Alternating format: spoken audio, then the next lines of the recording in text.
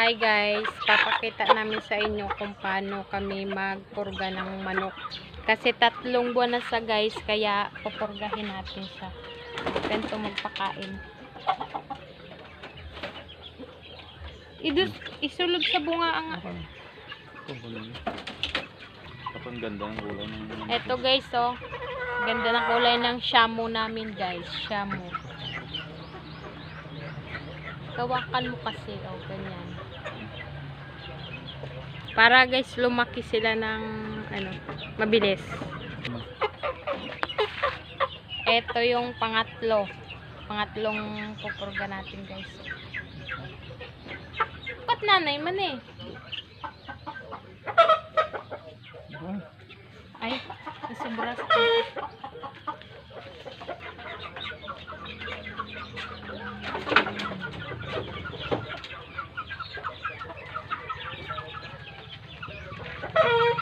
Yes. Eto sila guys, so kukulong muna natin para hindi sila makakain ng para mawala yung mga bulati nila sa tiyan. Mamaya na natin papakainin na hapon. Ito na sila. Ayan guys.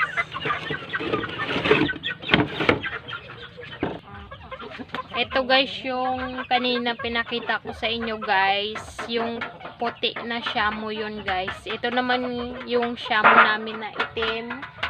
Malalaki na sila. 4 na buwan. Ito. Ipiplex ko sa inyo guys. Ito. 2 kilo na to guys. 4 na buwan pa lang guys. Ito guys oh. Ang taas niya guys no. Ito, 4 na buwan pa lang to guys, so napakalaki na guys. 2 kilo. Ano to guys?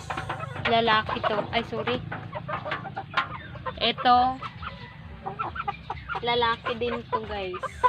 Ito, lalaki din. Ito, lalaki din to. Taas-taas niya guys.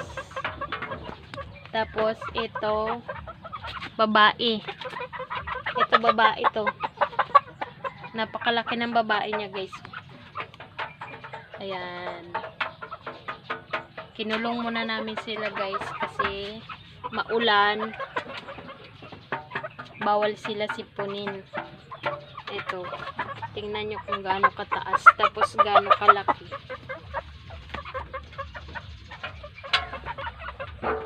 Ito na sila guys oh.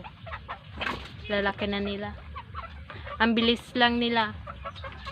Hindi na pids yung pinapakain namin sa kanila guys.